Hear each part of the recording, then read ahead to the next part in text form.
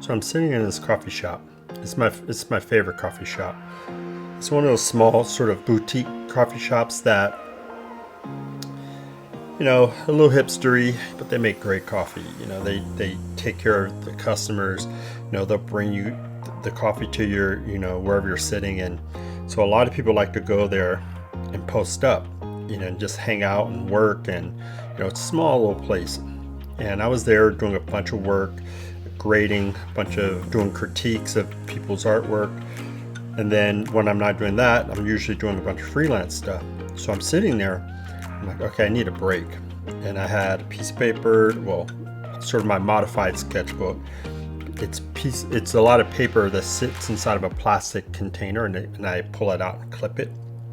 And I was like, okay, let me just draw something right now. And so what I drew was Grogu. And I don't know why I drew Grogu that day, but it was just one. I mean, I'm a Star Wars fan, so that doesn't hurt. But I was like, okay, let me just doodle this drawing out, and I'm drawing and having fun, and just amusing myself. And it was interesting, the drawing was okay. When it was time to leave, and just to give you context, when we were sitting there, if you're a regular, which I'm a regular, they know you. And so, you go sit down, they'll find you, they'll bring the coffee out to you. And so they just really make sure they take care of you. And so when I was leaving, I had the drawing, and they're young there. I was like, for whatever reason, I had this feeling, I felt called to leave the drawing there, which is sort of weird. I mean, you don't know if anybody likes Star Wars or any of those kind of things, but what I did is I just grabbed my cup of coffee, the empty dish and cup, take it up to the counter, but I did it when no one was looking, and I put the drawing slightly underneath the cup and just left it there. Because I didn't want to make a big deal out of it. I just wanted to leave it there and just keep it moving. And so I did that, and I left. And, it might have been a few days later or so, I come back, I'm ordering my drink, and the guy is taking my order. He's looking at me. He's like, and he's giving me this kind of funny look. Then eventually he kind of bust out. He had the courage to ask me, it's like, did you accidentally leave a drawing here? And so at this point it was like, okay, well, I didn't want to make a big deal. I would say, no, it wasn't an accident. I left it. And they're like, oh, cool. Said, we love Star Wars.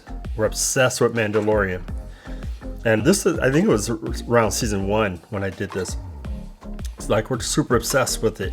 We took the drawing, we put it up in the back. It's like we made like a little altar, and put all our Star Wars stuff right with it. And, it was funny. Like, he was super excited about it. It's like everybody in the shop was excited about it. So in the employee workroom, they have a little sketch that I left there. Now, it's funny because when you think about it, it's like, all I did was just a little simple drawing, and I just left it, and I just kept it moving. I really wasn't thinking about it that much. But what happens, and this is why, let me just kind of finish that thought. So what happens when you do art, whether it's traditional or digital, or any kind of art, jewelry, anything where you make something with your hands, and then you give it to another human being, it impacts them in a way that you can't even imagine. Art is magic. It really is. This is why I don't concern myself with AI that much. Will AI impact us all? Of course it is. Is it going to take away illustration jobs? Yes. Is it going to impact concept art jobs? Yes.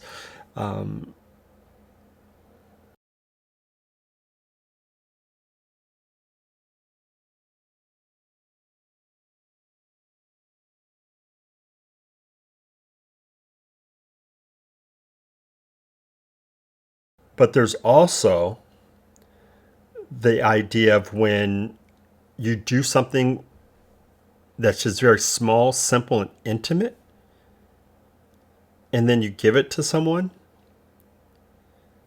it just, yeah, it's like, can, you know, if you give somebody a drawing or a piece of art and you say, hey, here you go, I just AI'd it and gave some prompts. And then I just threw it, and then I had a computer, you know, or printed it out on a canvas. Here you go. That versus someone saying, hey, I saw this, I went and took the time and drew this, and I painted this for you. You know, here you go. One time I gave a gift to a friend, really a special friend.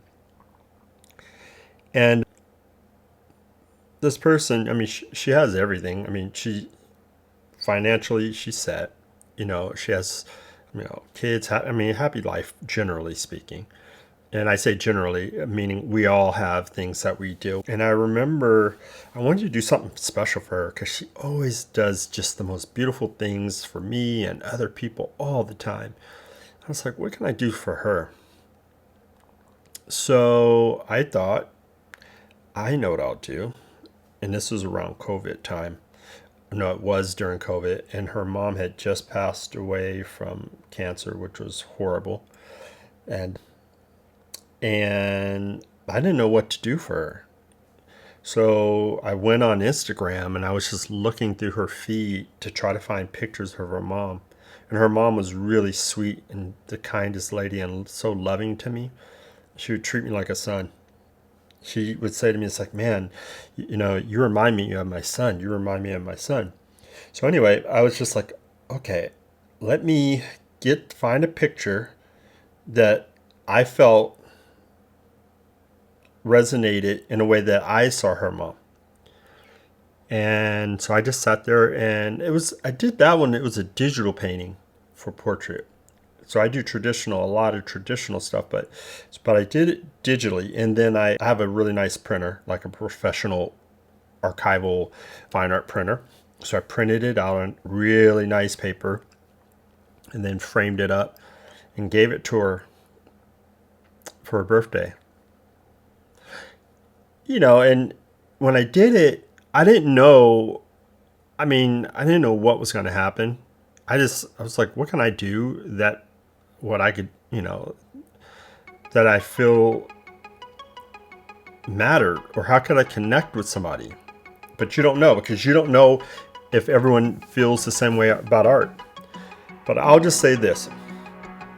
When I gave my friend this painting, we were at a coffee shop.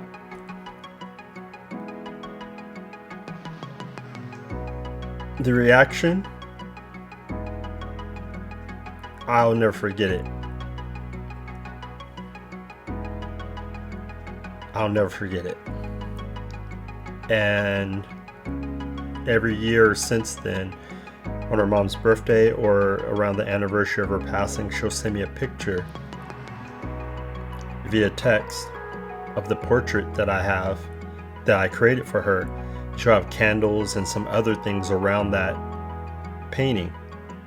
And she'll go to that painting and she says it just really reminds her, feels like her mom is there with her. And man,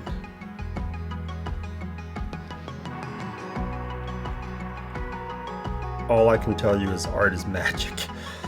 It's unbelievable what it does to the human soul, for the one creating it and for the ones who are receiving it.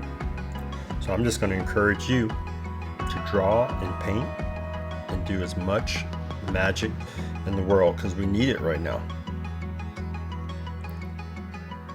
We really need it right now. Do me a favor, write down in the commentary and the comments down below. Can you write and let me know of a time where you did something with your art or showed it to someone, or you received some art and you had that magical experience? Share that. I would love to read it because it inspires me to keep going, and hopefully it'll inspire everyone else to do this as well. This is a little bit different style of video. I love to give a lot of technical stuff, but I also love touching on the heart part of art, which is everything. So at the risk of making this video too long, I'm going to wrap it up. And I'm going to wish you the best. And if you want to know how to do this stuff in a more technical way, please also put that down in the comments below. I'm going to wish you guys the best and go spread some magic.